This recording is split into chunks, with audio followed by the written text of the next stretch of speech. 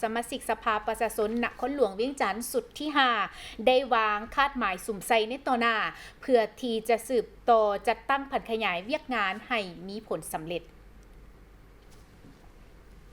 ท่านอักษพังทองศรีพันดอนเลขาคณะพรรคประธานสภาประชาชนนครหลวงเวียงจันทร์ได้รายงานเวียกงานจุดสุ่มในต่อหน้าของสภาประชาชนนครหลวงเวียงจันทร์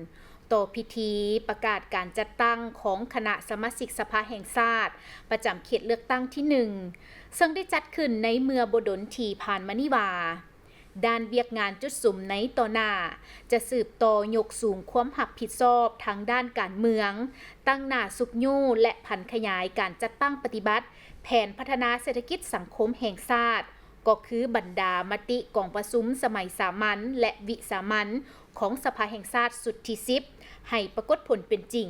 เข้าสู่ล่วงเลิกและสามารถบรรลุได้ตามคาดหมายที่วางไว้คนขั้วและก้าเกียมสร้างขบวนการเพื่อเฉลิมฉลองวันรัฐธรรมนูญแห่งสปป.ลาวครบรอบ35 ปีให้เต็มไปด้วยบรรยากาศฟดฟื้นและมีความหมายความสำคัญเหลือเกินสืบต่อสุ่มใส่การจัดตั้งผันขยายและโฆษณาเผยแพร่ผลสำเร็จของกองประชุมสมัยวิสามัญเทื่อที่1ของสภาแห่งชาติสุดที่10ให้สำเร็จตามคาดหมายและกำหนดเวลาสืบต่อดำเนินการประกาศสร้างตั้งกงจักรและห้องการของคณะสมาชิกสภาประชาชนนครหลวงเวียงจันทร์ประจำเขตเลือกตั้งเมืองทั่วนครหลวงเวียงจันทร์ให้สำเร็จตามแผนการเพิ่มทวีการประสานสมทบอย่างแน่นแฟ้นกับสภาแห่งชาติในการค้นคว้าและปรับปรุงบรรดานิติกรรมภายในของสภาประชาชนคันแขวงให้มีความสอดคล้องหัดกุมและสามารถเป็นบอนอิงที่นักแน่น